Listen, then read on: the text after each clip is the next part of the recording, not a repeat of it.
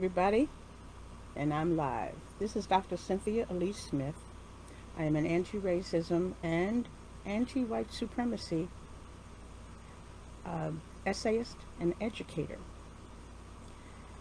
Today's video essay is going to be promises to be an eye-opener. I'm going to ask that people open their minds very wide. I'm going to ask you to open your minds very, very wide so that I can go deep. I'm going to dive very deeply into the words. And I want you to pay attention because I'm going to be talking about the words as defined. And those words are equality and justice.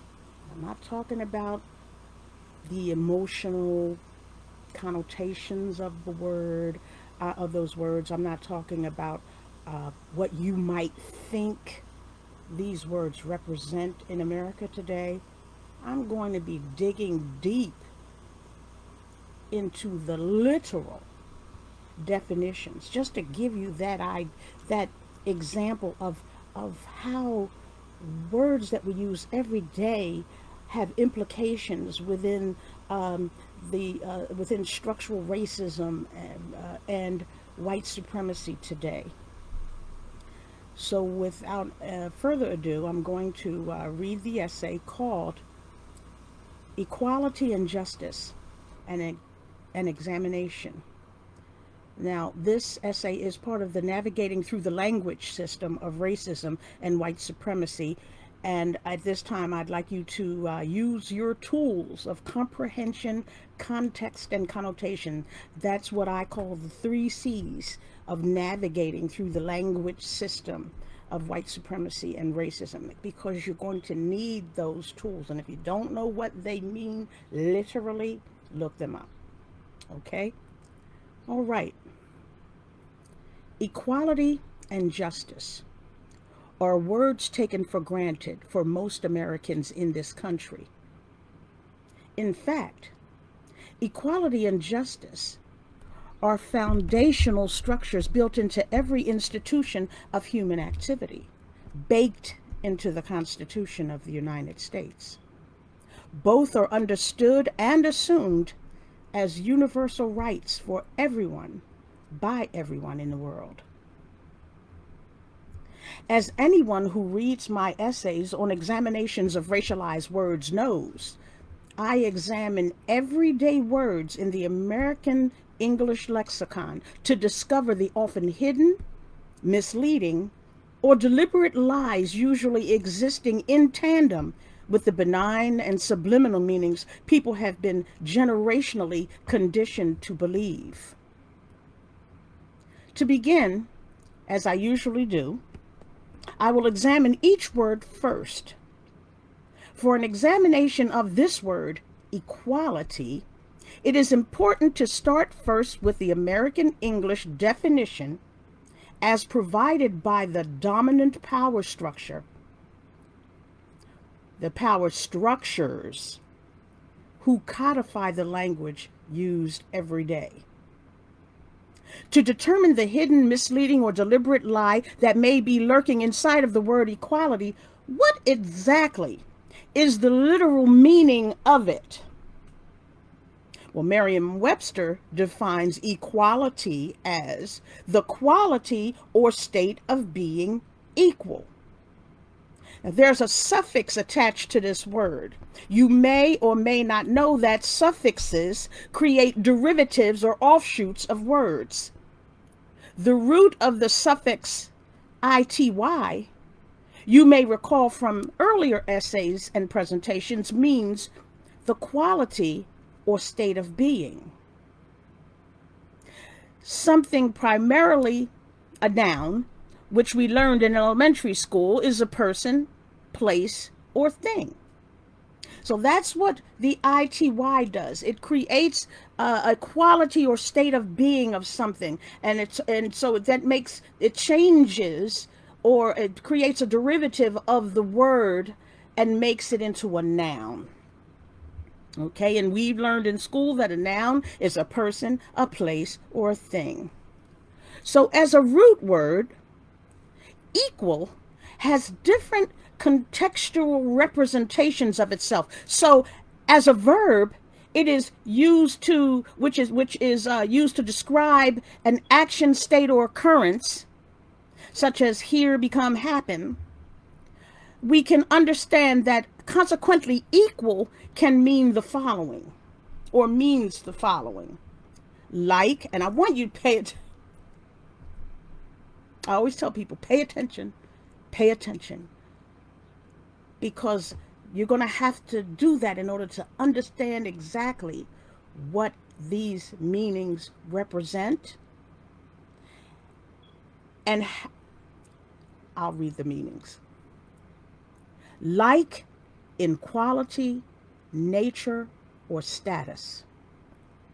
Of the same measure, quantity, amount, or number as another. Regarding or affecting all objects in the same way. Impartial.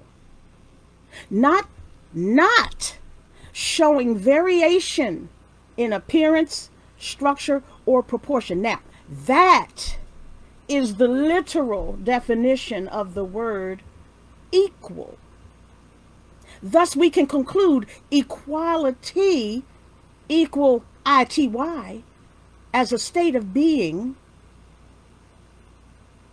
is the state of being a person, place, or thing in life, like in quality, nature, or status, of the same measure, quantity, amount, or number as another, regarding or affecting all objects the same way, impartial, and not showing any variation in appearance, structure, or proportion. Now, you might be looking at me right now and saying, well, okay. And so that's a definition, right? Okay. On the surface, and this is why I want you to keep on your thinking caps. Put on your, I usually tell you early on, put on your critical thinking caps, people. Because this is a deep discussion about the words we use every day.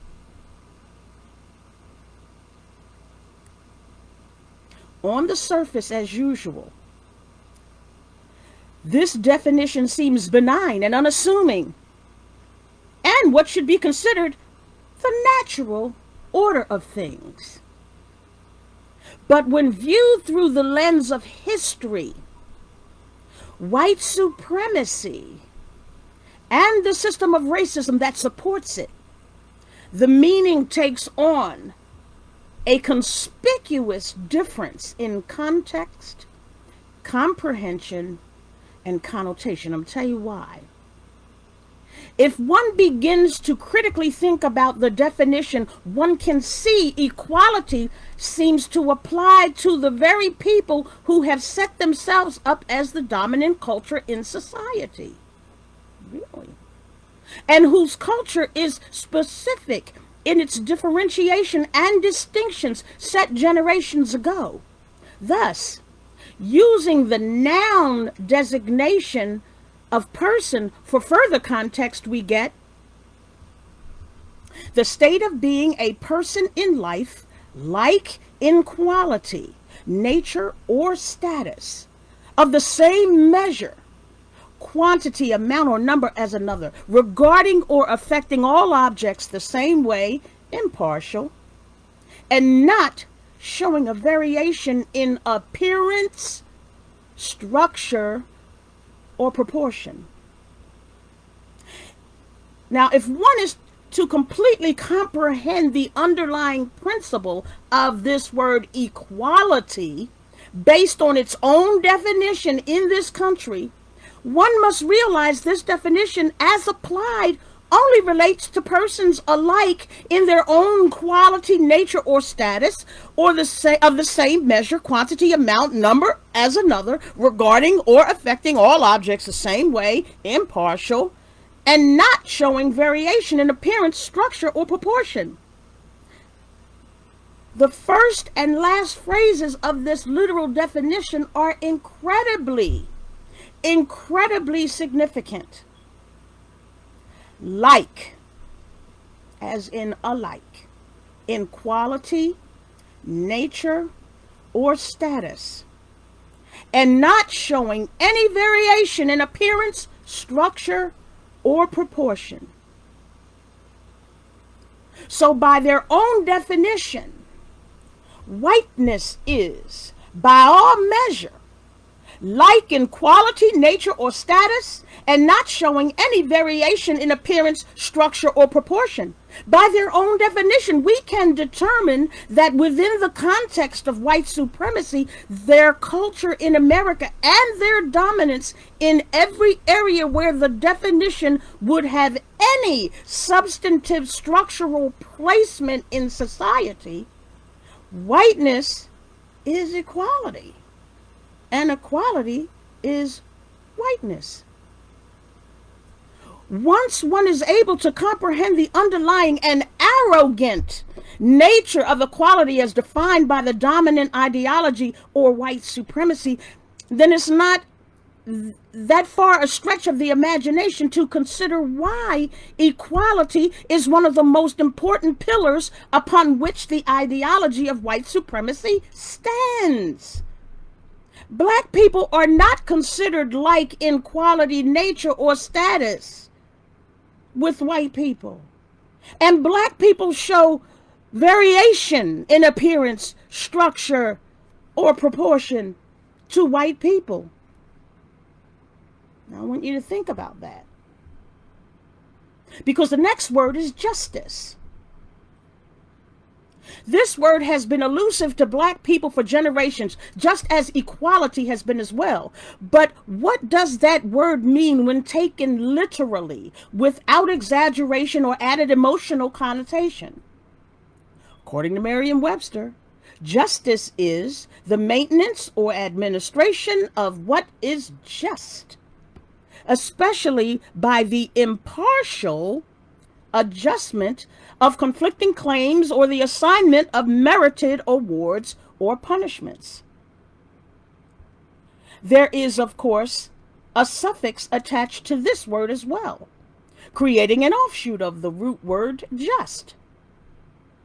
The suffix ICE, like ITY, denotes a state or quality.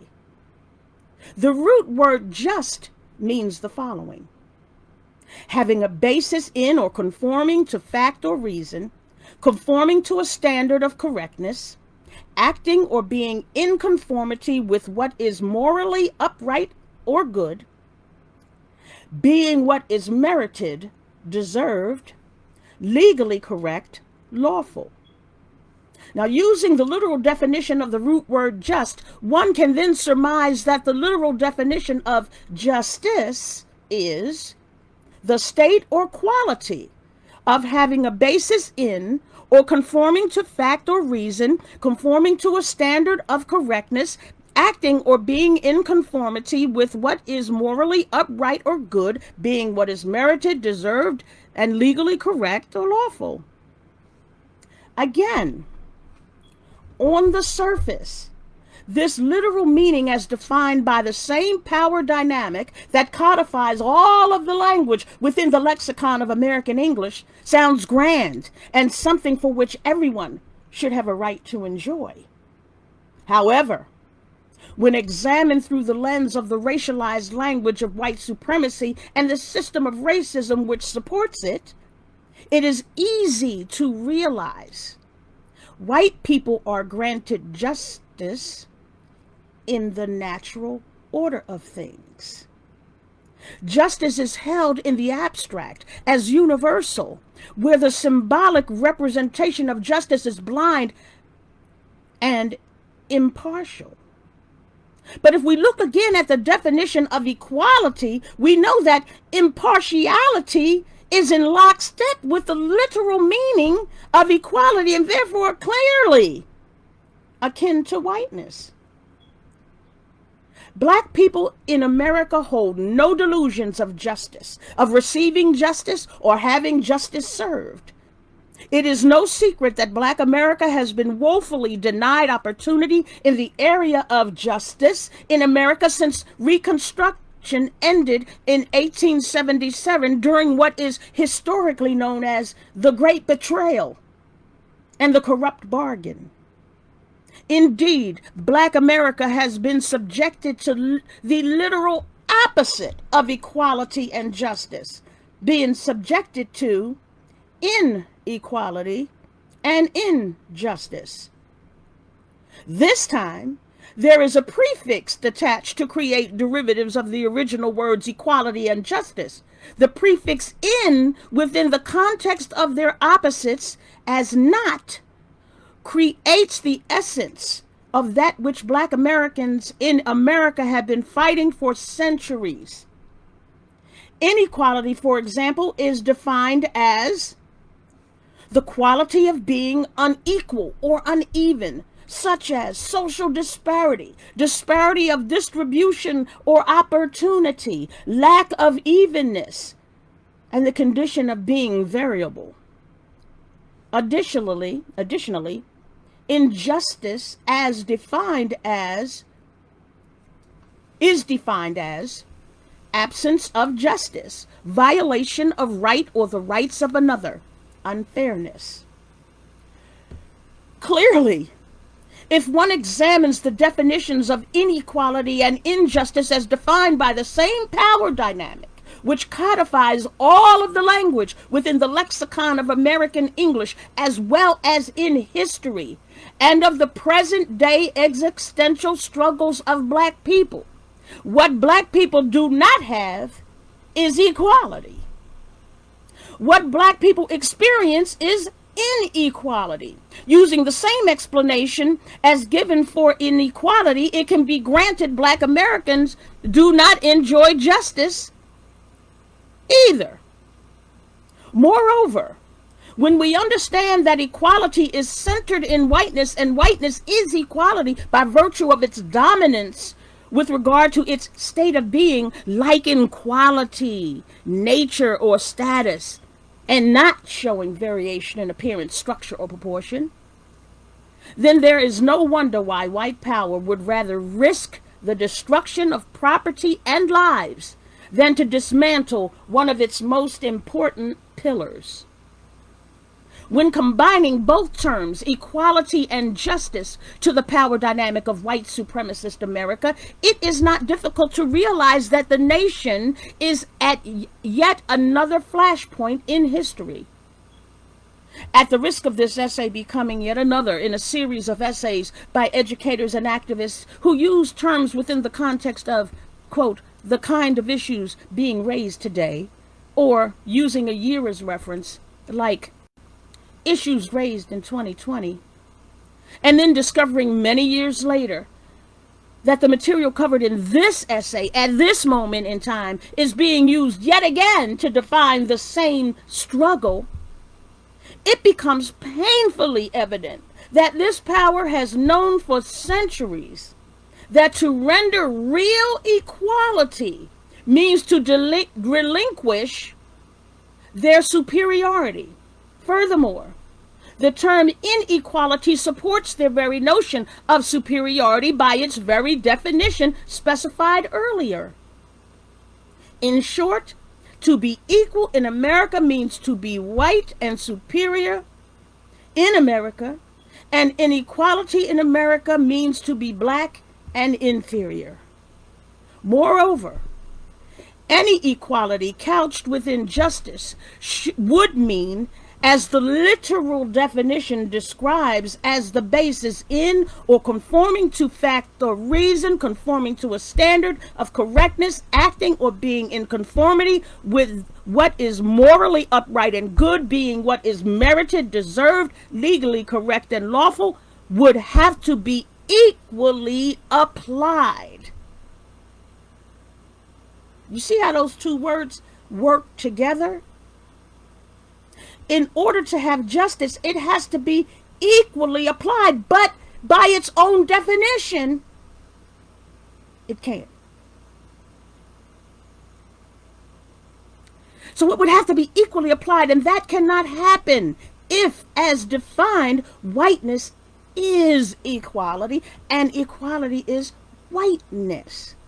For Black Americans to enjoy equality and justice means the white power dominating the country would have to literally abandon all of the mechanisms structurally built into the system of racism relative to the laws and criminality that have been used for generations to subjugate and control Black people after Reconstruction failed in the 19th century. Equality, equity, and justice, and the opportunity for each are the power pillars that hold up the entire structure of racism and which fuel the ideology of white supremacy. This dominant power is extremely reluctant to remove these institutional structures and provide equality in justice. Because again, this is where they would run contrary to the concept of superiority that white people hold over Black people. Think of it like this. If real equality and justice are afforded in even one individual incident, then they would eventually have to pull down each of the remaining pillars. This is why they only give lip service, and in the end, real justice is never served. In short, Black Americans will not get justice because Black America virtually means inequality. And to become a part of the equality dynamic, white power would need to dismantle the entire legacy of white supremacy and the system of racism designed to support the inequality and injustice. And the world is shown every day that they are willing to destroy the country rather than change their natural order of things in America. And that concludes this essay. And I'm very interested to find out what people might think about these definitions, because I'm using the literal definitions of these words. But I'm viewing these definitions through the lens of white supremacy and racism. And it's not rocket science to realize that the very nature of the word equality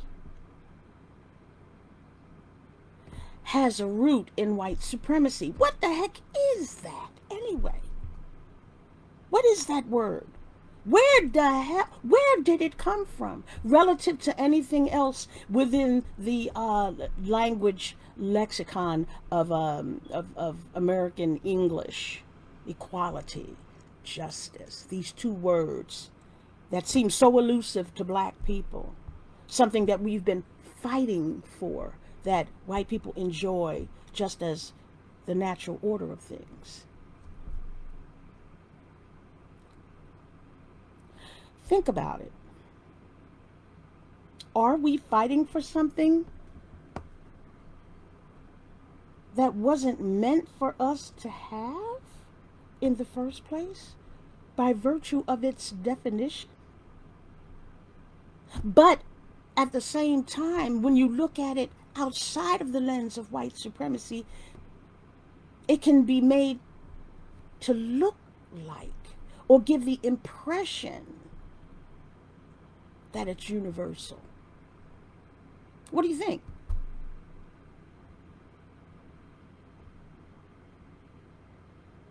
What do you think? What are we fighting for? We've got injustice. We've got inequality. And injustice and inequality are the opposites of equality and justice. So basically what we're doing is we're saying, see, because we've been given inequality and we are given injustice, so what we're saying is we're fighting for this white thing.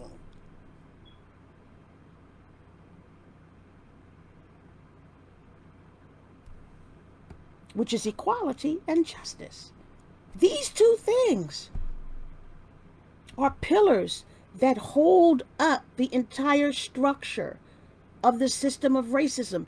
Don't you see why they are fighting vehemently not to have to give it for real? They don't want, they will try to give you the impression that you are receiving it. So they'll arrest this guy. And they are going to arrest the other guys. And the person might, just like the one that killed the gentleman that was minding his business while he was eating his cereal in his own home. They gave her, what, a few years? And she'll be out on good behavior. They're not, it's by the definition of the two words, you can realize that it was, those two things were not meant for us.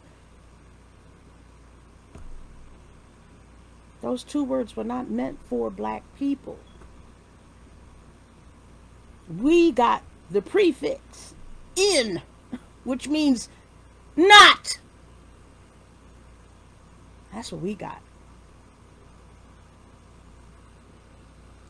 Now I'm going to look on here and see if there's anybody. Hey, Benton Robin and Dimitri. Hi, Naya and Eric and Diane and Brian. I'm glad you guys joined. I did this event. This was the first time that I attempted to do this thing as an event. But I don't think I'm going to do it again that way. I think I'll just get on like I usually do. If do you have any questions about it? Do you want to talk about it? Diane says, hold on one sec. Diane says, well, let me go back to Benton says, let's reverse engineer the use of neologisms used to control the narrative under our reality, under white supremacy. Anti-racism is standing as a crime fighter. Yeah. Diane says, relinquish superiority. This is one of your best essays. Oh, thank you. It's not on my website yet. This is one that I was thinking about. Because if you know me, you know that I always try to discuss the words that we use every day, and I try to break them down because we just use these words every day. We don't even think about it. Like the other day, I've begun to cringe whenever I hear the word minority now, and especially when I hear a black person use the word minority to describe a person, because minority, if you look at it outside of the lens of white supremacy, is supposed to be a numeric designation, an adjective used to describe numbers of people, the smaller number of people. So then if that's the case, then why do you call a black person or other non-white person a minority? And I delved really deep into that one. And when you go to the root word minority and you go to the root word minor, and you notice there's that ity, that means state of being, and it turns it into a noun. And then you say, what is a noun? A noun is a person, place, a thing. And then you realize that you are calling a person minor, and you're calling, and then when you go and you read the synonyms for the word minor, and you realize what you're calling people is slight, insignificant, and I've got tons of words in that essay. If you go to my website at www.clease-writer.com and find the essay on utilizing the 3 C's of navigating the language systems of white supremacy and racism, I give that as an example of the kinds of words. And equality and justice are just the same. But how many people are going to actually sit down and dig into those words? That's what I'm here for. That's what I'm here for. That is my mission. To break these words down so that you have a better understanding of what you're saying, what you're reading, what you're hearing.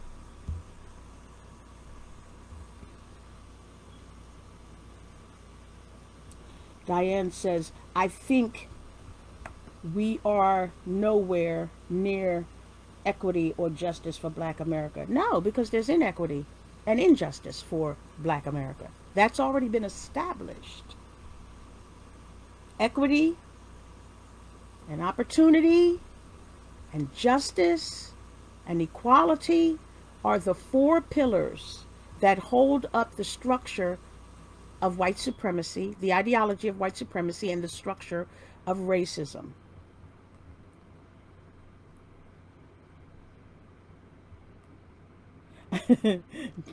Diane says, I thought of you and vehement as I was pouring my coffee this morning. Yes, because I am a vehement anti-racist and anti-white supremacist. Oh yeah, you're welcome. You know what? I have to realize that I wanted to invite all 4,800 and some odd people, but Facebook has a very good way of limiting that the invites, and I just kept going down. And when I got to your name, I said, "Oh, good. At least I got April in there."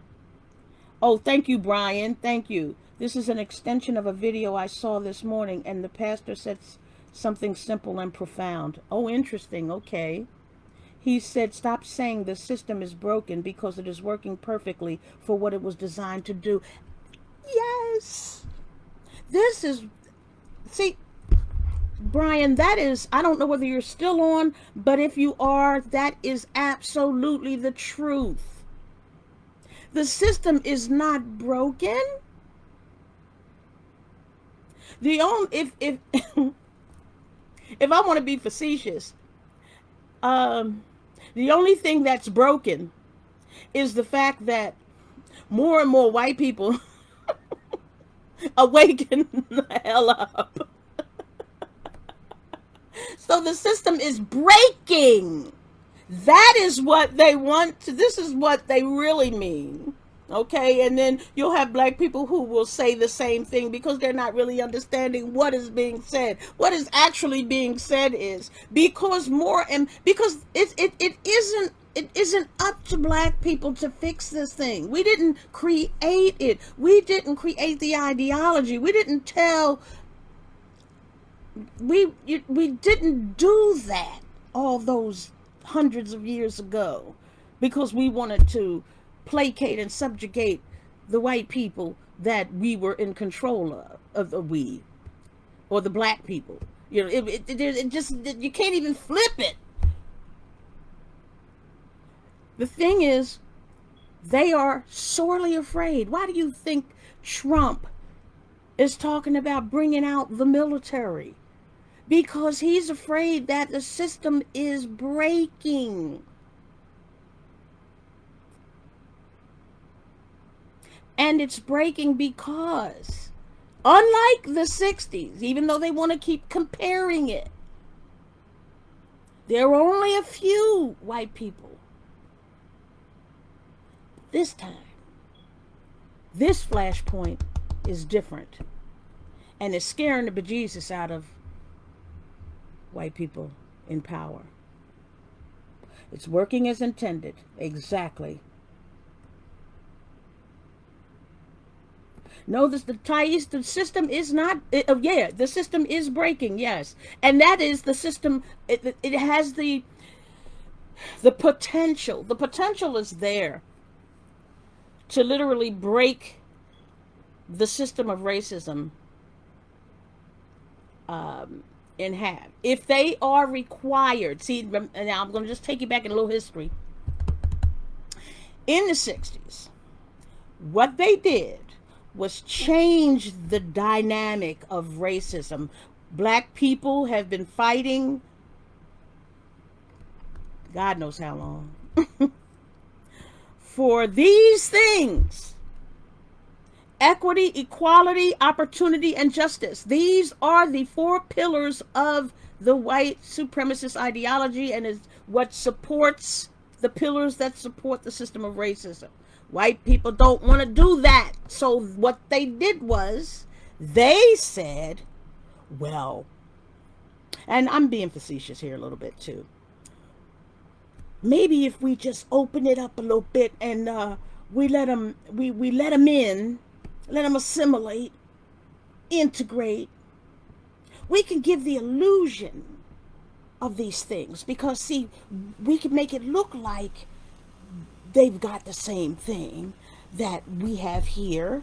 We don't have to really, we can just, we'll give it to a few. We'll just on a limited basis, we'll do a limited apportionment of economic opportunity in education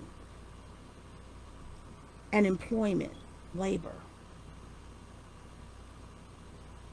Because then the white liberals among us will believe that since they live in economic subjugation, they'll believe that racism has ended because we ended segregation. And that means that we now share all of our places and spaces with them.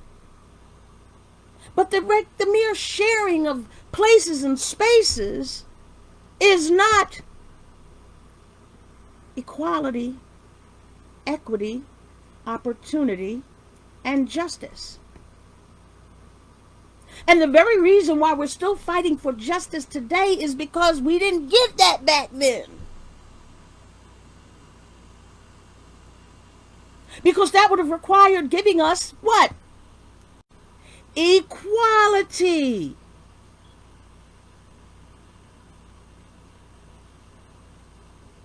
And they don't want to give that up. They don't want to give it up.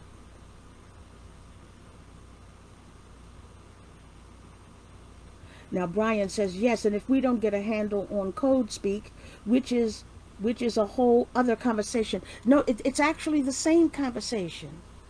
Because see, yes, they're dog whistles and things like that are used, but they're regular everyday words that we use just without even realizing the implications that lurk behind the meanings of the words, because we don't look words up.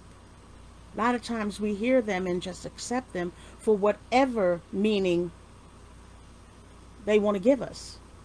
Take racism, for example. During the mid to late 20th century, the post-racial colorblind era, racism was changed from segregation to behavior and meanness and hate. And that has lasted for generations up to today.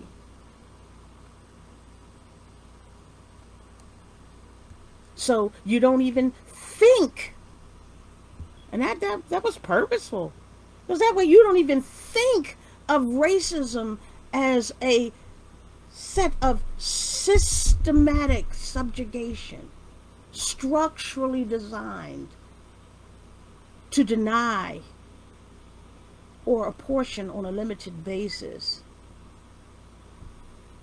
these things.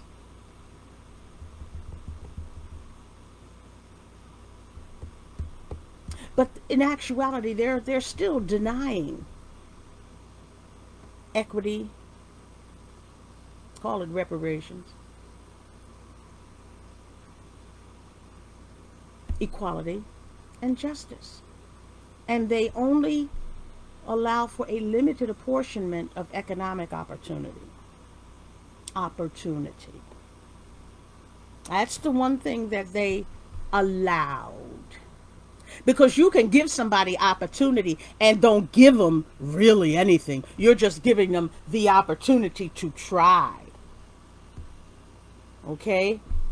You're giving them the opportunity to try. But you ain't got to give it to them, for real. So, let's see what else we have. Our unity is their biggest fear. Mm, you know, Brian, I could say that, but I'd have to think about that even more, because yes, we are unified. I mean, although you get so many black people that like to think we're not, and every time you turn around, you hear that we as a people have to, whatever. Um, so if our unity is their biggest fear, then we shoot ourselves in the foot when we say we're not unified when we really are, and have been. I did an essay on that as well. It's got to do with groupthink. And that's on the website.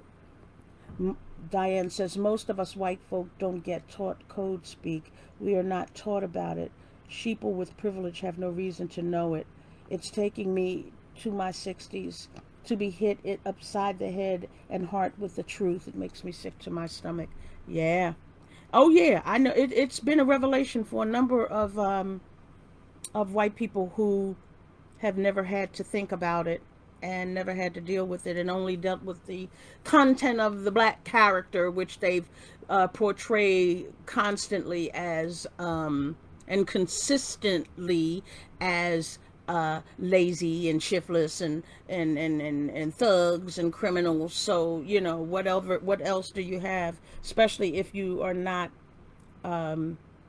exposed, so to speak, to black people. Even black people who work with white people are not really being exposed to, or really getting a real understanding of how it is to be black in America, and understanding that we got the inequality and we got the injustice. Okay?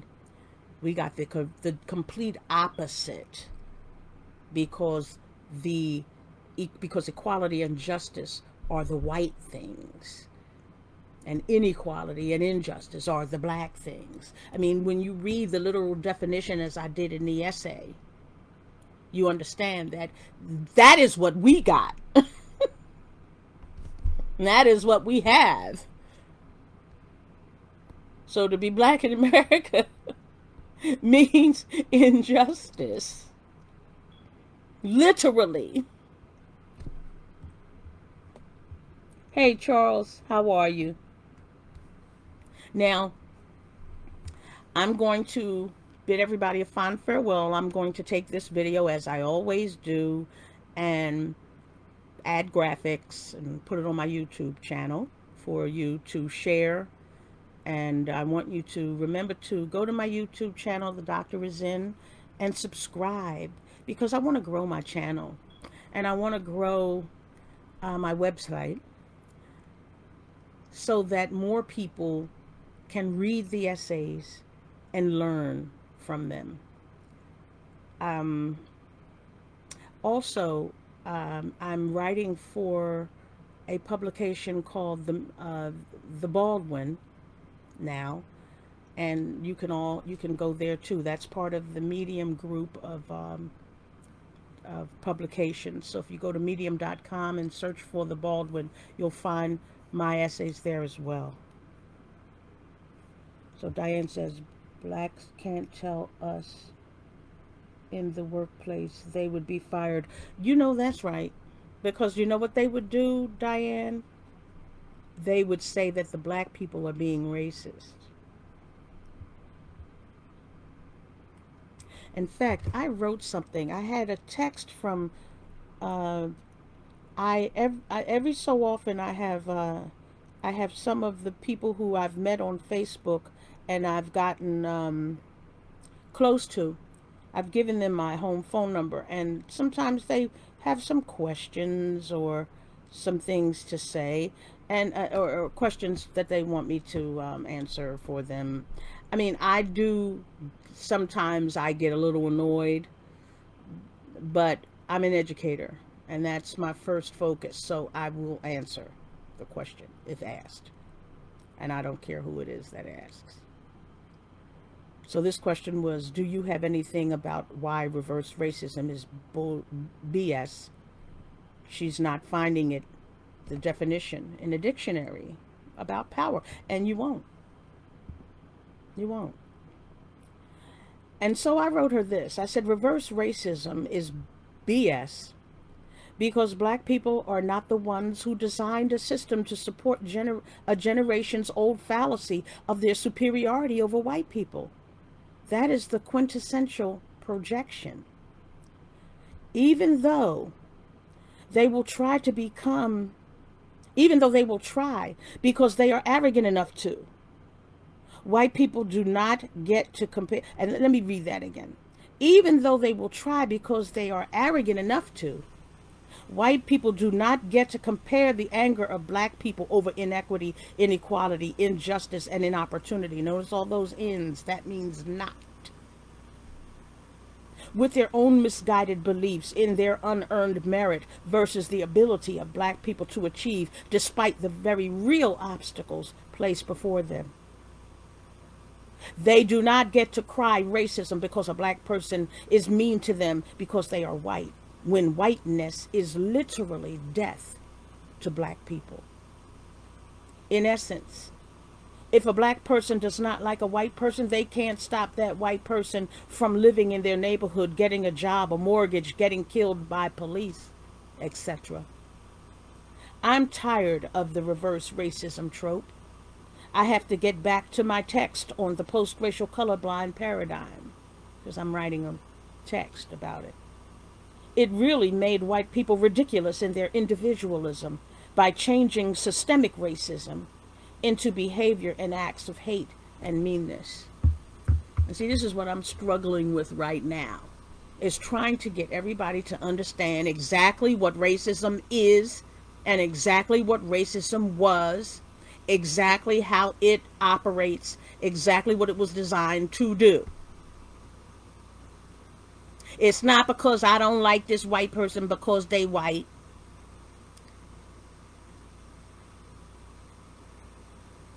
It's not just the mean, hateful behavior of Trump.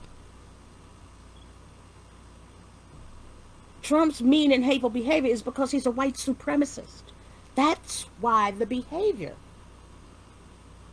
And he has the system of racism to support it. And that's what white people have.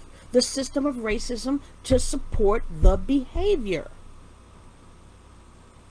And this is what I'm trying to get people to begin to think about and understand. Racism is a system of denial and limited apportionment in all areas of human activity. The pillars are equity, equality, opportunity, and justice. And when those pillars fall, when they fall, there's no system of racism anymore. When those pillars fall, the entire ideology of white supremacy falls. It crumbles. Because equality means just what it's supposed to universally, but it's been structured under the system of white supremacy to mean whiteness.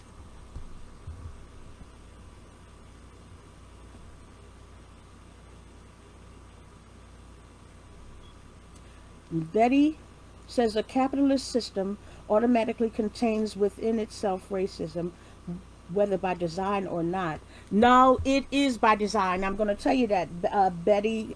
It is by design. Racism is by design. Okay, capitalism is an economic structure.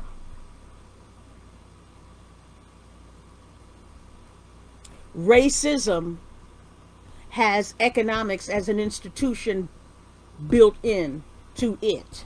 Okay? So you could say racism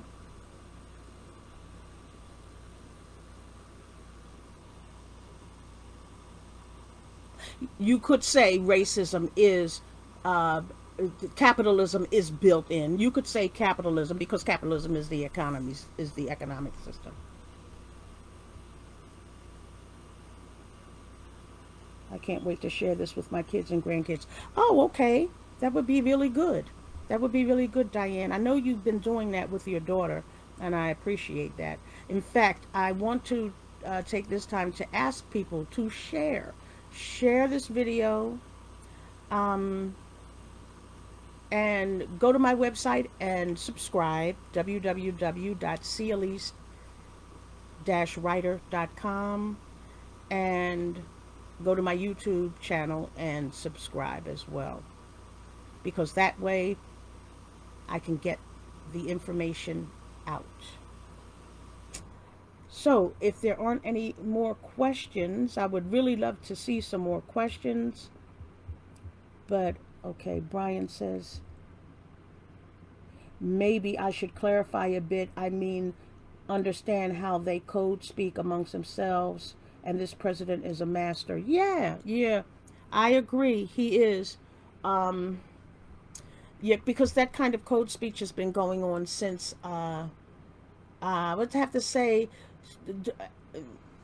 during the post-racial colorblind era. That's when you got all that code speak. It really started, if you research Lee Atwater, during the Nixon years, and if you research the Southern Strategy.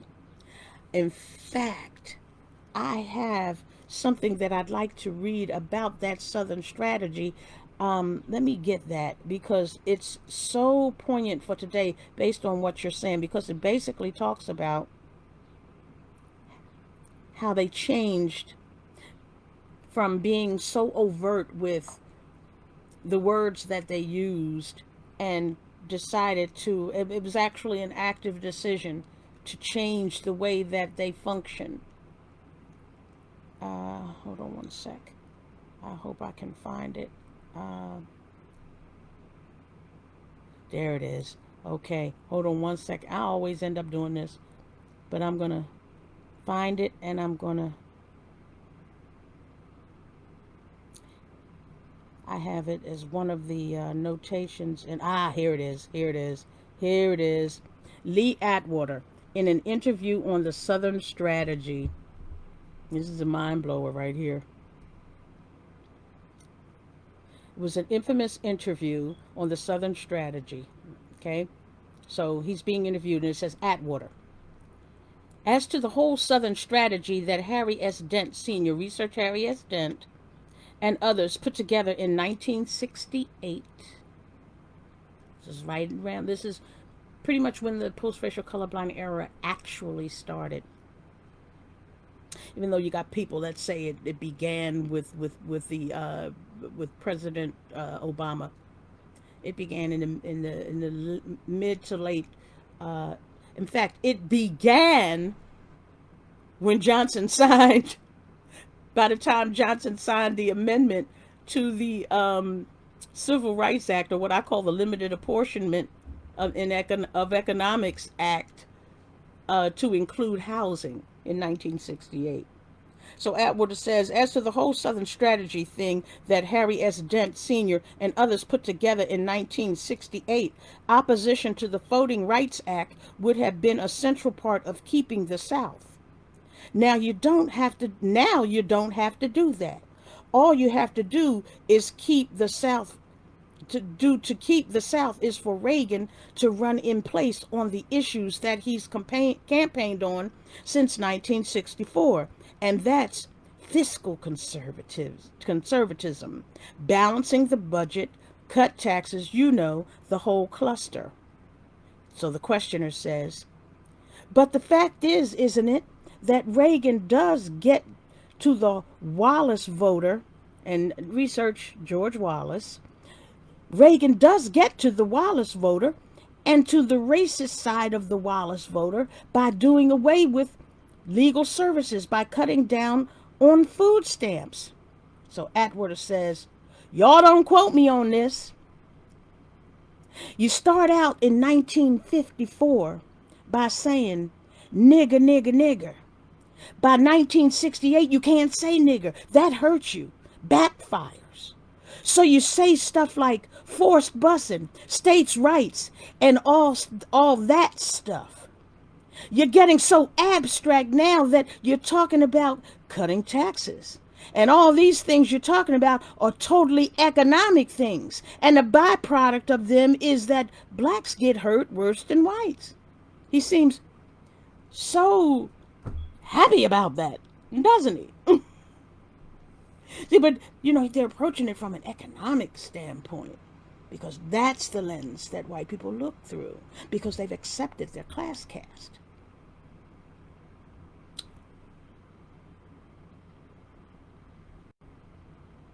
And subconsciously, maybe that is a part of it. I'm not saying that. But I am saying that if it is getting that abstract and that coded, that we are doing away with the racial problem, one way or another. You follow me? Because obviously sitting around saying we want to cut this is much more abstract than even the busing thing. And a hell of a lot more abstract than nigger nigger. So any way you look at it, race is coming in on the backbone. Atwater. But Reagan did not have to do a Southern strategy for two reasons. Number one, race was not a dominant issue. And he's right, because by the 1980s, the post-racial colorblind era had already been in existence for about 10 years. So the entire notion of racism as a system had changed to behavior. And because it had changed to behavior, and you were able to have reverse discrimination and a whole lot of other stupid stuff. So it says, okay. And number two, the mainstream issues in this campaign had been, quote, Southern issues since way back in the 60s. So Reagan goes out and campaigns on the issues of economics and national defense. The whole campaign was devoid of any kind of racism, any kind of reference.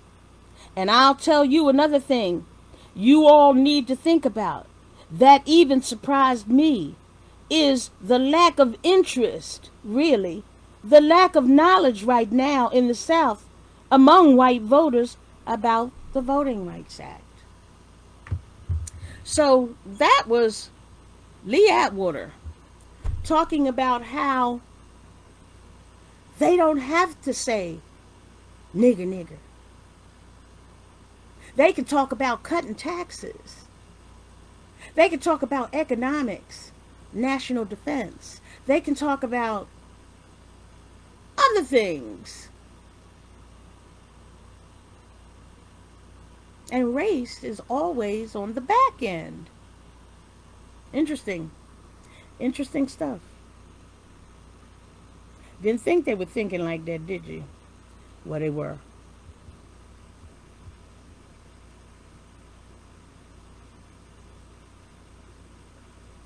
Global system of white supremacists is built into all governing agents in our society.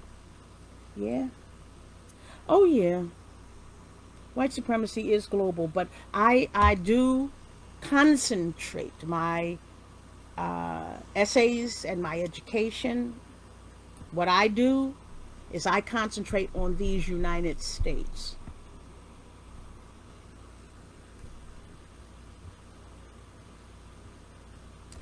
So, if there are no more questions or no more comments, I will bid you all farewell. I want to thank everybody for joining And I do want you to share with anybody who you think might be interested in this essay. And the essay was an examination of the two words equality and justice. And I dug in pretty deep on their literal definitions and how they affect us today and their implications. So I think that's about it for now. Until my next essay. Take care. Be safe. Bye-bye. Doctor's out.